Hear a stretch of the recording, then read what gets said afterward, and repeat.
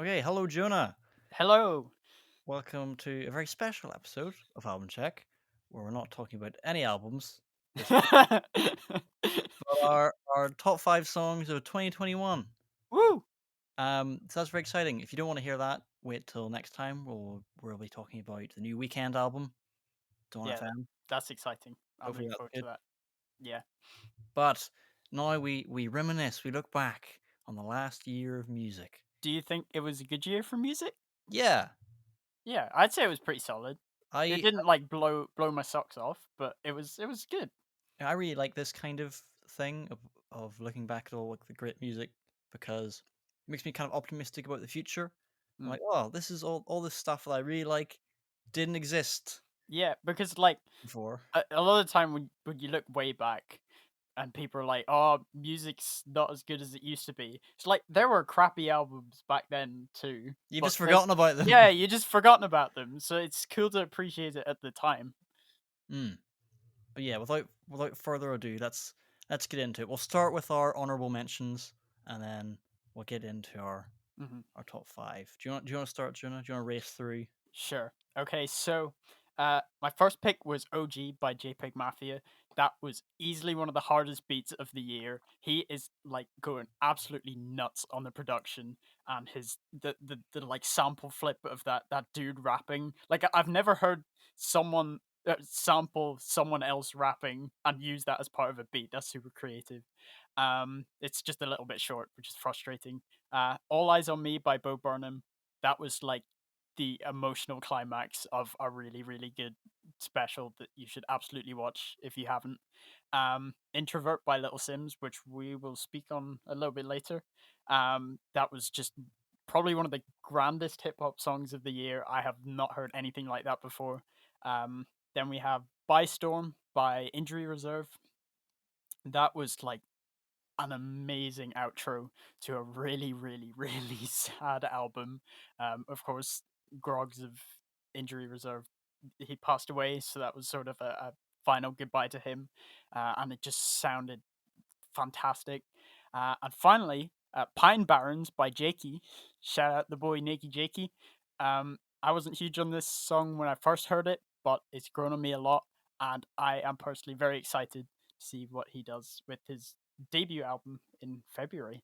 Yeah, I want to touch on the Nikki Jakey song because it has grown Okay. on me a lot as well. For those that don't know, Nikki Jakey is like a YouTuber who is kind of transitioning into music, and I find that really interesting when YouTube people do that because obviously a lot of them get into YouTube stuff because they're creative people, and it's exciting to see like okay, he's going Yeah. for an actual music career, And and he's the got album like a sound like or he's got a really cool sort of well defined sound already and I'm just excited to see what he does with that.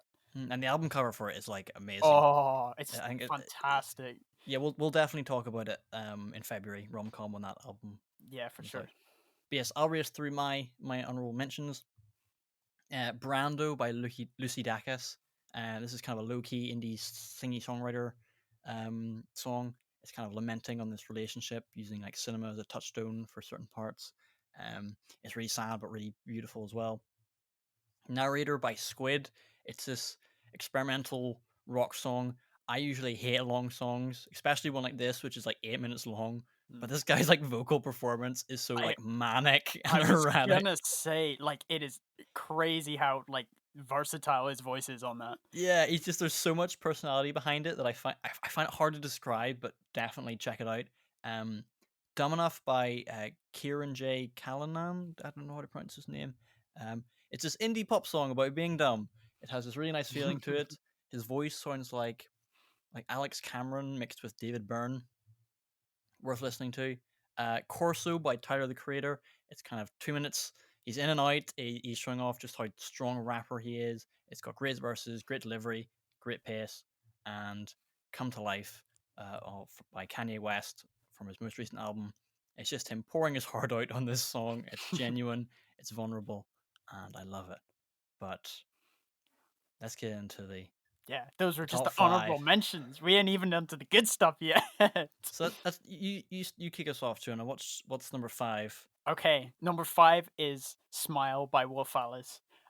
We should really talk about Wolf a Wolf Alice album on this podcast sometime because they are sick. Uh, Definitely, definitely. this came from their 2021 release, and it is easily one of the hardest rock bangers I have ever heard. Like that main riff, I was just learning it the other day on guitar. I'm not very good at it yet, but it's so catchy and memorable, and just the distortion on it makes it sound absolutely massive. Um, her vocal performance, what she called Ellie Rosell, Roselle? I think, yeah, her like she her voice is like literally angelic. It is incredible. It's one of those. I know we make this joke a lot, but with like the SpongeBob meme where he starts floating, it makes you feel like that. But in this, it has that quality, but still manages to maintain so much attitude. Like she's like It's that spoken word part of it. There's just so much like exact sass to it, and then when you get exactly into that sass scream, sass. That's the word. And just the sort of the main sort of core theme of the song of just screw you. I am who I am, and I do not even care a little bit what you think about me. Is just so empowering. That yeah, this is one of the hardest bangers of the year for my money. That's for sure. yeah, no, great choice. I think there's a couple songs you could have actually chosen from that album, Mm, but Smile, yeah, great one. mm-hmm. Um, for me, number five, I have a feeling you're not gonna like this one, but it's So May We Start by Sparks. This is the opening number from the musical Annette. It was a film written by the band Sparks. We did an episode on them. Go check it out. And it starts a song, and I just love Sparks' ability to make songs about anything. This is a song about the beginning of the movie. It has their like signature humor to it. There's the line, "If you want us to kill too, we may agree." It like bounces between the actual Sparks singer Russell Mael, and then bounces on to the actor Adam Driver. This song just makes me feel really amped up, and like when you listen to it, you're probably not going to be blown away by it, but it's just a song I like keep revisiting over and over again, and I felt like I couldn't not have it on here. Man, I hated this song Yeah. so much. Look, it's quicker if we list the things that I did like about it, which were the tone of the bass was pretty cool, and that's the extent of it. I thoroughly dislike this sort of theatrical vibe that Sparks give off a lot of the time, and I Oh, I know love it. that's really up your street, but Yeah. there is like no emotional resonance there for me at all. There's no like distinguishing instrumentation that gets me anything resembling excited. It, I'm not a fan of. Okay, I'll give you. Adam Driver was better than I thought he would be, but you know, it I was look. not a fan. I appreciate that the part of this song kind of tied up to the film, and there's like Hmm. context and things for it, and that's kind of where I'm maybe coming from. This is a film that you either are really on board with or you're really not. Okay, Um, I take it you are on board with I it. was very on board with it. I thought it was great. I really like this song, and that's my number five pick. Okay. Um. Right. Next up for me, we have going back slightly. We have Corso by Tyler the Creator. This to me, if Smile was one of the hardest bangers of the year, this is maybe second. This like this does so much with so little. There's these like he's taken this really quite a small sample of this piano, but he's chosen such a textured sound, and there's like so many different sections to the song that even though he's just flipping a small part, it sounds so consistently varied and exciting.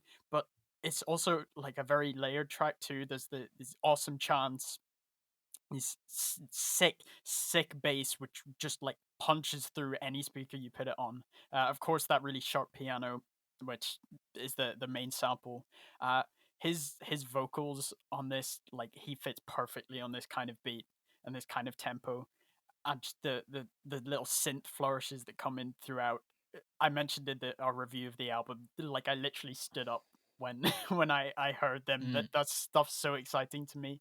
Um, This is the one track on that album that I think like DJ drama really adds to, yeah, and it yeah, really kind of hypes it up and adds yeah. a lot of atmosphere to that track.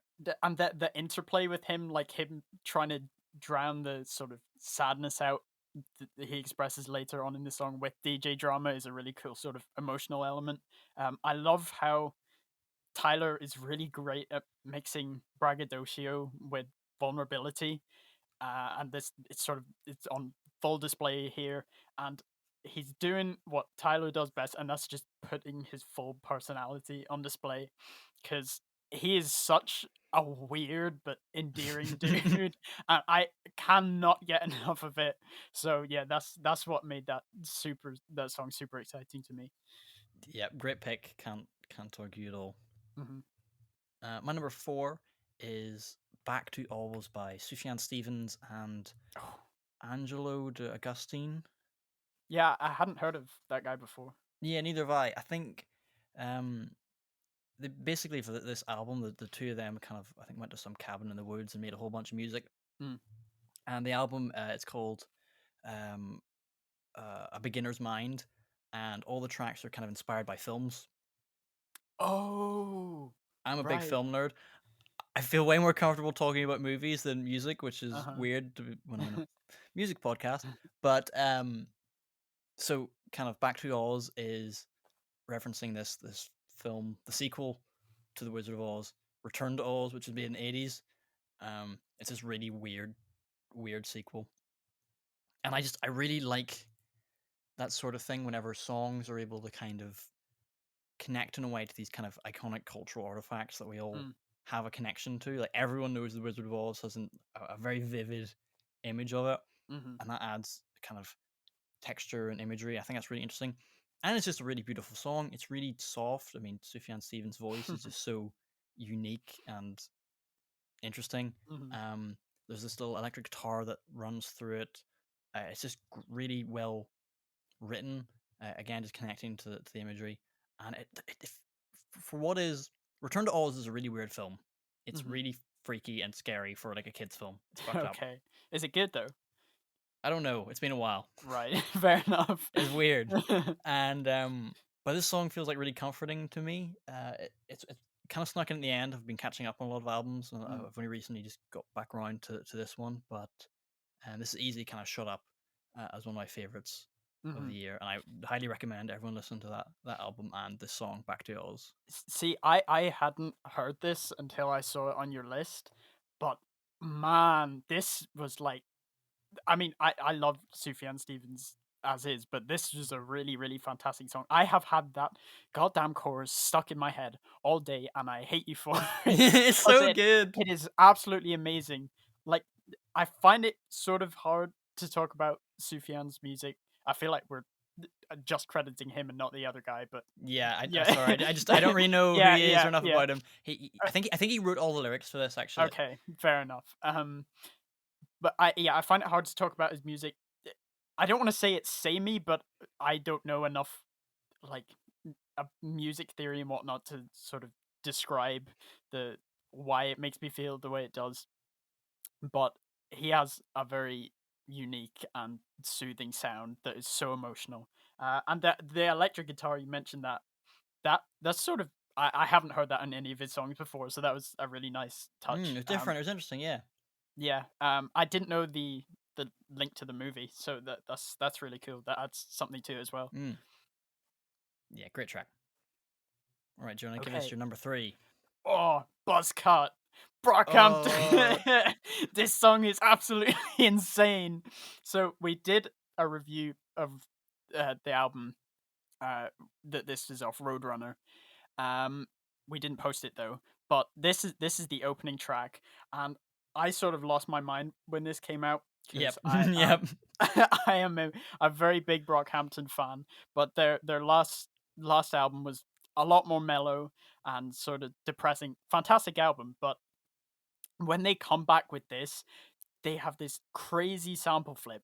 There's actually Merlin, one of the members, over like his vocal inflections from a song of theirs called Bleach, and they've like rearranged that to make this sort of siren sound. It's so crazy. It just it sounds like I don't even have the words. It's just this other level thing. The bass would literally kill a horse if if it heard it. Like, it's so huge. Kevin's verse on this is probably one of my favorite verses of the year. Like, the fact that he's coming through with these like super sort of sentimental lyrics like "miss my brother, I love my mother." Just the delivery on that is so hard, even though he's being sort of really candid. His flow is absolutely amazing. Then Danny Brown just comes through like he has any right, just like gracing us with his presence. He just roasting literally everyone in the game, and his flow also. Danny has such a unique flow in every song, and his voice is weird as hell. It's so colorful and fits the beat. No Like, one sounds anything like remotely like him. It's no, like even the way he talks like he raps. Like, it's I have haven't you seen seen it? interviews right now. No, no, he is a crazy. He's so funny. Like, I swear to God, he could be a comedian like easily. Then just the end, we get this beautiful transition into the next song with Jabari, who's never sung before on a Brockhampton album, with this gorgeous auto tune, and then Joba, who's like the heart and soul of the album, just like pouring his heart out with his angelic vocals. Like, this is an opening track. This absolutely sets the tone for the album.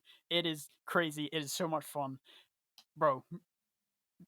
Yeah, Brockhampton. I very easily could have put this in my top 5 as well. I didn't because I knew you had it on yours. Mm-hmm. But I think this is my most listened to song of the year when I look at my Mm. my replay, because whenever that single dropped, it was just On loop, I on had it on loop. loop, and never skipped it when the album came out either. It's it's just so aggressive. I'm so sad we're not going to see it live. I Brockhampton cancelled know. the European tour. I swear, if they don't tour again in Europe before they break up, I'll cry. I will cry. But hey. What can you do? What can you do? But yeah, that's a great song. My number 3, which I'm shocked was in your honorable mentions and not in your Mm. top 5, is "Introvert" by Little Sims. I mean, this song is crazy. It sounds like there's going to be a freaking war. Like, there's these marching drums, which set such like a tone for the start of it, and then you have all these horns and strings that just add so much drama, and then it kind of switches back and forth to this like single little guitar riff that feels so lonely and introspective, and like over this, then you've got like Little Sims comes in sounding so kind of confident, Mm. even though what she's talking about in the lyrics is somewhat kind of introspective and unsure, but in her Mhm. delivery, it sounds amazing. It's just kind of confessional about how she's been feeling from everything from ego, the inability to express herself, um, issues with community, and then framing it in this whole war and this Mm. kind of internal struggle. I think it's just Genius. genius. And like, it sounds like it could be a piece of musical theater. You could Mm. see it's so theatrical. I love Mhm. that kind of shit. Um, I can't believe this isn't in your top 5. Like, I can't remember the last time I heard a song and was just knocked over by it the first time I listened to it. Because whenever I started this album, it was just like, what? This is This so good. I heavily considered putting this in my top 5. I just could not kick out any of the other ones, which you may disagree with, but hey, it is what it is. Like you said, just the scale of this is Yeah, it's amazing. ginormous. They've got like a full band going in, the choir, the strings. There's so many different sections to this song. Like the bridge where she's like singing find a way" is just stunning. Her like the London rap scene is really starting to blow up right now, but she is absolutely forging her own lane in this. Like, she is doing far, in my opinion, far greater things than anyone else coming out of there. And just there's so many like recurring musical motifs that keep coming up, and I can't even fathom beginning to produce this. It is I know, like, right? There's just so much. It's paced so well. There's a I really know. good of going hard and then kind of pulling it back again. And Exactly. when you think about you know other the contemporary rap scene, there's nothing that sounds as kind of theatrical as this does. It just sounds so unique and different, Mm-hmm. and it's crazy. Did you know that she's in Venom too? Venom. I'm sorry. Yeah. No one can say that word without me thinking of that stupid Eminem song. Yeah, because I go see everything. I was like, all right, I'll go see Venom I too, didn't even and know Venom 2 was out. yeah, that's a thing. And so it's like Venom, like Tom Hardy is the big, the big goo monster, and they're at like an underground club, and I'm like, is that Little Sims? And,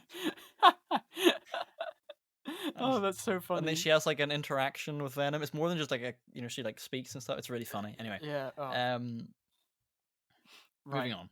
Next up, we have "Feel Away" by Slow Tie. Now, I think you're gonna disagree with me having this one. I think you're gonna I say it's a good song, but not top five. But look, it was for me. This was a toss up between this song and NHS from that see. I same was album. whenever I saw your list, I was like, I really was surprised you went for this over NHS. Look, So this I, justify it to ju- me. I have had this song on loop ever since it came out.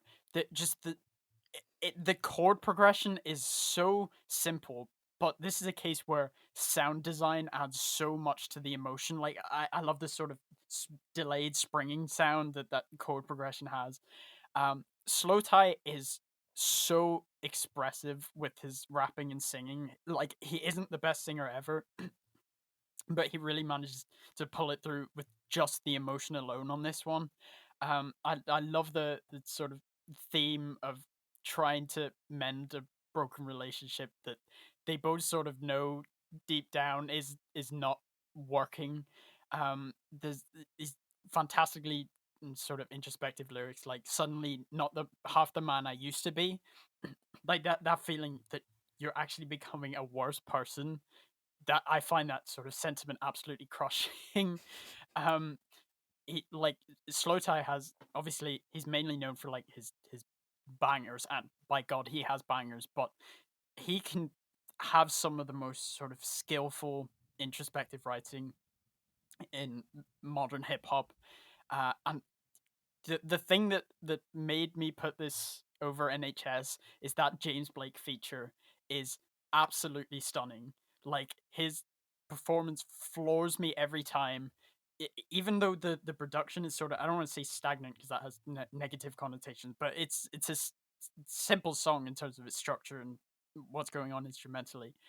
But his like the delivery of the line, "I leave the dent in my car," just it fills me with tingles every single time. It's such a good line. The idea. Yeah, What is it to remind me? I I don't have it mean, on hand. To of remind me of. what I could have lost. Yeah, a Yeah, lot of emotion in that. yeah. And just the like pitched singing in the end, it's just gorgeous to me. Um, like I say, this could possibly have been replaced with NHS. It was really a coin toss. But in the moment, that's why I went for Feel Away. Fair enough. I personally would have gone for NHS, but yeah, Feel Away. I like it a lot. I really like the features on it. With the kind of James Blake singing, I think it adds a lot. Hmm. Um, He's really from his solo music. I don't enjoy, but every time he comes through on a feature, it's like he kills it completely. he adds a lot to that song, I think. Hmm. But yeah, I should really listen to Tyrone again. I haven't gone back to it much, but That's one of my most listened to albums of this year. yeah, I should really spend more time with it. Right, my number two. Now, on our discussion of Mercurial World, I said that this would definitely be my number one song. Mm. I've got it at number two here because something else You just crept lost up. all credibility, dude. Um, but yeah, I'll try not to repeat myself too much because I kind of talked about it at length in our Mercurial World episode. This is "You Lose" by Michelina Bay. I have listened to this song so much. I love it. It's the thumping beat. It's the thumping beat feels like I'm being smacked over the head. There's so much pace to it. The melody is amazing. The chorus is so catchy. It is. It has all these elements of the kind of the electronic, the percussion, her kind of breathy, hushed voice. There's this wailing in the mix that reminds me of the start of The Shining, and then I love how it pulls back and you get this just the acoustic guitar. I know you talked kind of at length about the idea of the synthetic mixed with the organic, Mm. with the kind of electronic sounds with the kind of organic acoustic. It just makes it sound really interesting. I just love it. I just love it. Mhm. I won't go on because I'm repeating myself a lot, but I have just had it on loop ever since I started listening to it. Yeah, just the one sort of short point I want to make about this, and I did mention this in the other review. I just think it's so fantastic. It's just how fast paced and sort of upbeat but melancholic it is. Like I have no idea how like musically you create that kind of atmosphere. Mm, Like I positively could not do that. So I think that's definitely one of the crowning achievements of the album it's doing that. so fast, but it feels sad. Yeah, it's absolutely nuts. It doesn't just feel sad, it feels like painful. Mm, everything So, happening sort of at once. Yeah, mhm. yeah, one of the best songs. But number one, Jonah, what's your number Number one 1. song from 2021? Come to Life by Yay or Kanye West, whatever you want to call him. Yay! Yay. Look, look. I remember I didn't mean to wake up for the third listening party of Donda where this was shown, but I just happened to be awake, so it was like, screw it, I'll watch it. And when this song came on the end, I was just like floored immediately. This is easily, without a doubt, Kanye's best song, and that's coming from a pretty damn big Kanye fan. Like the heavenly chords, where he's doing this sound recently, and it just has such purity to it, and it's really on display in this song. There's heavenly chords. His singing has improved like leaps and bounds, but I also really just appreciate how it's just slightly imperfect and lets the sort of emotion sort of break through a little too much sometimes. Um, this is the stuff that makes me stay a Kanye fan, despite all his deeply, deeply problematic antics. Like no one else, I can't think of anyone of any genre of any time who's just doing things of this scale and ambition, especially not in hip hop. Like that piano, those dueling pianos, is like truly gorgeous. It's probably one of the most memorable musical moments of my life, let alone this year. Like when I heard that for the first time, I was like gobsmacked, and just with the visuals of him setting himself on fire. That's like that's there's so much theater to that. It's you will not get that from anyone Mm, else. it- And like just the I know the reality that Kanye presents in his music is absurd. Like it is absolutely nonsense. But his just like I cannot get enough of his like his unwavering optimism. It's so endearing and infectious. The lyrics that like floating on the silver lining, and this he's like singing at the end, I'm free, which it seems to come up a lot in his music, the mhm. idea of just completely freeing yourself. All of it just culminates in this beautiful song that makes me feel so much every time I listen to it. It's definitely a career highlight for Hmm. Kanye. I was thinking about this earlier, and Kanye, I think, is this is kind of half baked, but of an idea. But his best songs are the ones where he's both at his like got his biggest ego and the most egotistical, Hmm. and the ones where he's most vulnerable Yeah, and Saint really, Pablo. yeah, yeah. St. Pablo, Black Skinhead, and then Hmm. Come to Life here. It's just I love the vulnerability of it, and Hmm. especially it means a lot more coming from someone like Kanye who does have such a massive ego that when he does kind of pull back a little bit, Hmm. it just kind of feels all the more, like you're peering in a little more insightful, Yeah, a little more genuine. yeah, it adds a lot of weight to it for Yeah, sure. exactly. That's the way to put it. Yeah, yeah, for sure. Like there will never be another Kanye West again, for better or worse. Yeah, It's just is what it is. and it's in kind of impossible with Kanye to kind of separate the art from the artist, sort of thing. you know, Yeah, or the yeah, theatrics of those listening parties. yeah. It's all kind of molded into one, Mm-hmm. which, Yeah. yeah, for better or worse. Okay, Yeah. now hit us with your number one, my guy. My number one is That Funny Feeling by Bo Burnham. I am a massive Bo Burnham fan. For those who aren't aware, he's a comedian. He's not actually a kind of singer songwriter in the way Traditional most of the sense. people. Yeah, in the traditional Mm, sense, exactly. mm-hmm. He had a Netflix comedy special that came out in 2021 called Inside. It's very very funny. Kind of made during the pandemic, where he's like locked inside his home. Lots of funny songs, and then he hits you with this, which is That Funny Feeling, and it's just him and a guitar, and it's very very basic chords. It's not a very complicated song, and I think it's incredible. It's kind of him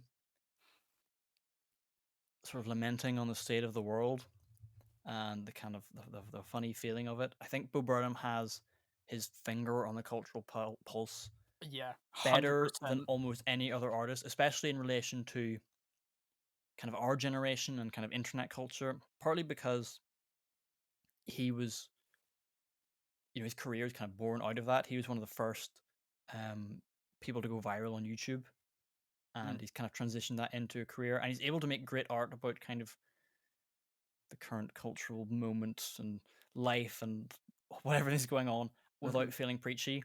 And with just him and his acoustic guitar, he's just going on about there's just a feeling to the song that there's just something profoundly wrong with the world. Mm, And that's a very difficult thing to do without driving it down your throat or sounding preachy. He's able to kind of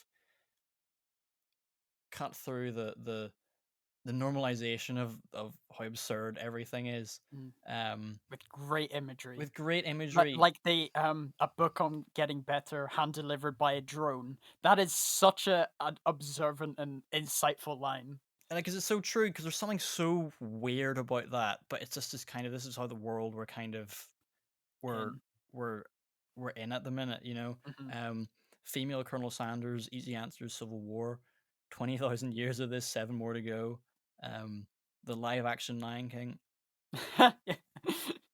That's funny and also really sad, that line, the live action Lion King. Yeah, because like this is what like film and stuff has become. That film made $1 billion. A billion? What? That's nuts.